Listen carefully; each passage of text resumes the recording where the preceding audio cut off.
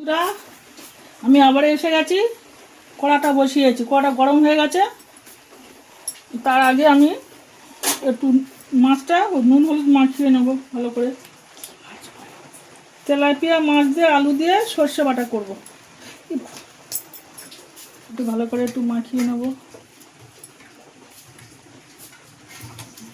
মাছগুলো একটু ভালো করে ধুয়ে নিয়েছি, আগের থেকে পরিষ্কার করে ধুয়ে নিয়েছি, নিয়ে নুন হলুদ মাখিয়ে নেবো। তার জন্য নিয়েছি আলু কেটে নিয়েছি দুটো, কটা কাঁচা লঙ্কা নিয়েছি, আর সর্ষে গুঁড়ো নিয়ে এসে ভিজে রেখেছি। হলুদ, নুন আর সর্ষের তেল দিয়ে ভিজে রেখেছি, যার জন্য তিতকুড়িটা তেতোটা হবে না, তাহলে যেটা ভালো হবে। কড়াইয়ে আমি একটু তেল দেবো।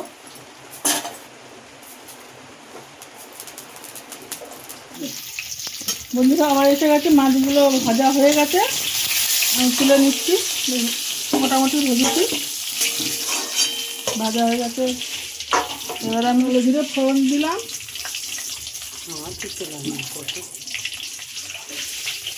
কালো জিরে আর কটা কাঁচা লঙ্কা ভেঙে ফোড়ন দিয়ে দিলাম। এবার আমি আলুগুলো ছেড়ে দেবো। আলুগুলো একটু ভালো করে ভেজে নেব।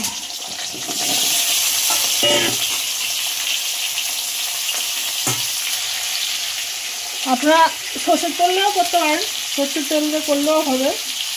আমরা সাদা তেল খাই তো, ওটা একটু সাদা তেল দিয়ে করছি। সর্ষের তেল দিয়ে করলেও ভালো লাগবে। নুন দিয়ে দিলাম, দিয়ে আমি আবার একটু ঢাকা দিয়ে দেবো।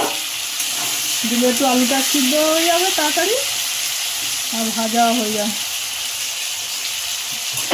ঢাকা দিয়ে দিন। বন্ধুরা, আবার এসে গেছি। আলুটা এবার একটু ঢাকা খুলে নেড়ে দেবো, দেখি আলুটা একটু আদা সিদ্ধ হয়েছে কি। এবার আমি একটু হলুদ দেবো। আলু হয়ে গেছে মোটামুটি, এবার আমি একটু হলুদ দেবো।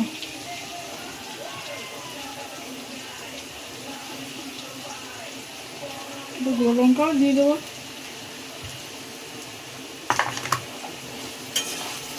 দিয়ে একটু নেড়ে দেবো ভালো করে, হয়ে গেছে। এবার আমি সরষে বাটাটা দিয়ে দেবো।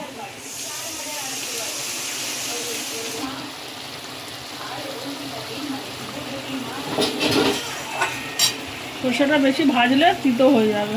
জল দিয়ে দিলাম আর একটু,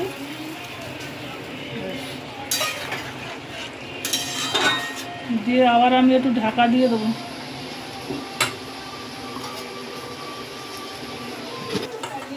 আবার আমি একটু ঢাকা দিয়ে দিলাম। এবার আমি মাছ ভাজাটা দিয়ে দেবো।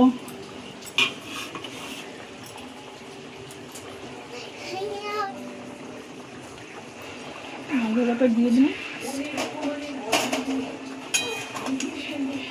মাছ ভাজাটা দিয়ে দিলাম, দিয়ে একটু নেড়ে দিই, একটু ফুটবে। এক গোটা চারি কাঁচা লঙ্কা দিয়ে দিলাম ওপর থেকে, নামিয়ে নেবো। একটু হবে।